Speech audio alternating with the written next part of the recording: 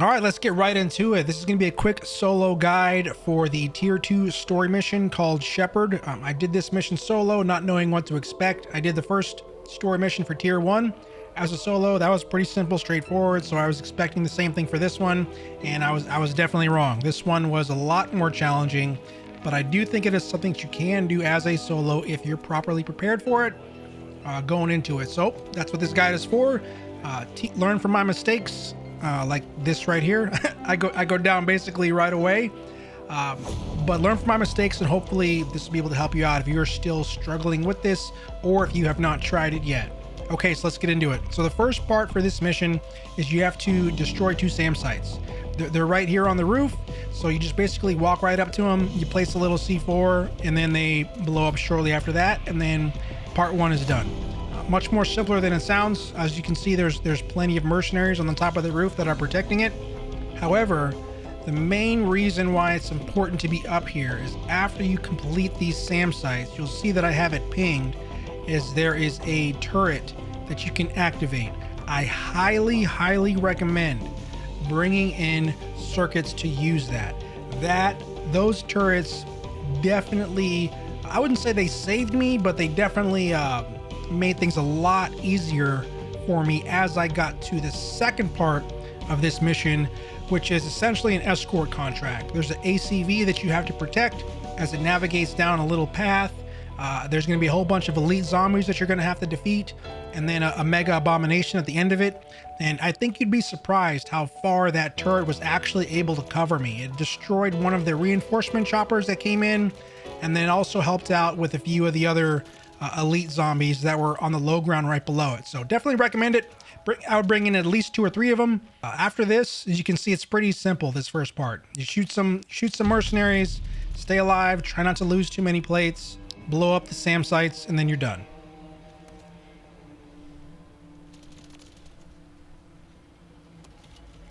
Here it is. Put the circuit in there and you see it goes to work basically pretty much right away. I think once I put that in there, I don't think I got shot or I got engaged anymore by any of the mercenaries around there.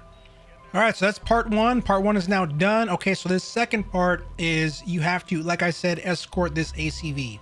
Now it's gonna make you wait here for a little while. So once it spawns in, there's gonna be a couple waves of zombies, and then I believe just 1 wave of mercenaries that you're gonna have to fight off.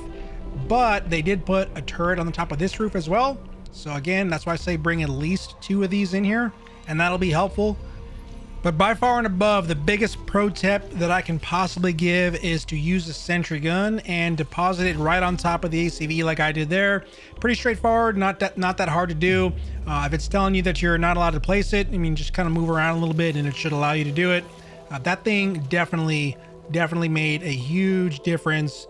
Took out a whole lot of special zombies, and then the regular waves of zombies as they spawned in as we drove down the little road. So definitely buy 1, bring 1, bring 2 if you can. So yeah, as you can see right here, like it's not allowing me to interact with it. So this is one thing I was kind of confused upon at first, and then I saw the directions in the left side there, so you got to clear the area. So there's going to be a few waves of tier 2 zombies that are going to spawn in. Basically just fight them off, and then after a while, I don't know if it's time based or like kill based, how that works, but it'll allow you to activate the ACV, and then it'll go down this little path, and it's almost exactly like an escort contract. I mean, it's no different, except it's just a little bit more challenging. You guys can see that turret took out that reinforcement chopper there before those guys could even drop. And then this second one was able to go down after a mag and a half, I believe, if I'm remembering correctly.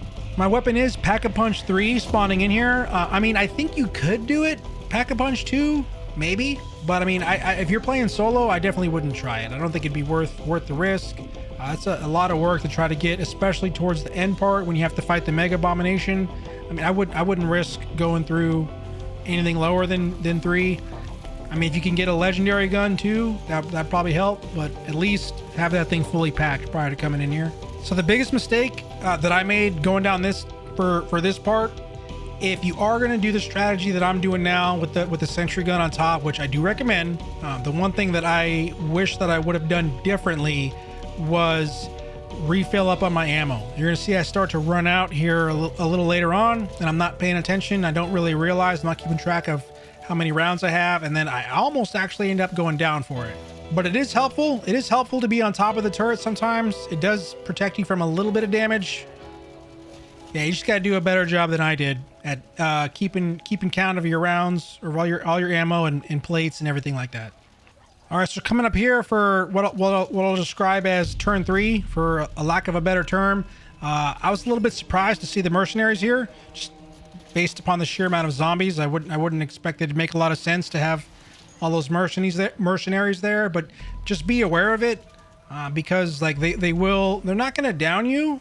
I mean, unless you allow them to, but they will take away a whole lot of your plates, which is the last thing you need coming right into turn 4, where the biggest threat is with all the Mega Abomination, and that's like the final part. So I think the average to above average player is probably going to get through this second part with relative ease, I would think. Probably like the big main strategy that you can probably do is just plate and ammo conservation. Well, not so much ammo, because a lot of the zombies are going to drop ammo once you get to this last part anyways, and you have to get off the ACV. But plates is definitely going to be important, as well as a self-revive. So if you can see just to the left of that ammo cache, there's a buy station, and in hindsight, I wish I would have refilled and bought another sentry gun. I didn't even notice this until after I looked at the video and was recording, and I was like, oh yeah, there's a buy station right there, and I completely missed it. So the ACV will stop, so you can get off and go hit up the buy station, and then the ACV will stop and wait for you, because they can't go without an escort. So I'm not sure if this was a glitch or if I was having an issue with my controller or whatever it was, but you'll see there's a couple times. It takes me a few times to actually activate this. I'm not sure why, but I press the button to be able to interact with it. It completes the animation, but it doesn't actually activate it, and I have to do it like 2 or 3 more times. So hopefully that doesn't happen to you, or didn't happen to you, but just something to be aware of. Maybe if you have a decoy grenade that you can throw before you actually press the button to interact, I mean, that might have been a good idea. All right, so my last and probably most important piece of advice is the way that you approach this Mega Abomination. So he is a huge target, and I think that a lot of people are probably going to be drawn towards fighting him, at least initially when he first shows up. I know I sure was, but as you see, as I progress through this engagement here, if you allow yourself to get bogged down by the Mega Abomination, those zombies are going to absolutely destroy that ACV. I'm amazed. Just watch how low the health on the ACV gets down to. I think it got down to like 12 or 13%, and that's GG's if you allow that to happen. That's the end of the match, and that's going to be a real bummer, especially since you've already progressed this far. So if you kind of view him that way, like like he's not the main target, I'm not saying you need to ignore him. He's definitely a threat, and as you can see, I went down a couple times because of it. But if you're kitted out properly, you prepare, you bring self-revives, things like that, then don't allow him to determine the outcome of the match. Fight him, do what you got to do, but focus on protecting the ACV at all costs, and use your decoy grenades. I had a few symbol monkeys, and that helped. So that's about all I can say for that. Okay, so there it is. So after a little bit of time messing around with that thing, I ended up actually being able to get it off, and we got a mission complete. So that's it. If you liked the video, if you found it helpful, leave it a like. If not, a dislike, but be sure to leave a comment on what you think I can do differently and what type of content you'd like to see on the channel. All right, have a great night. See you later.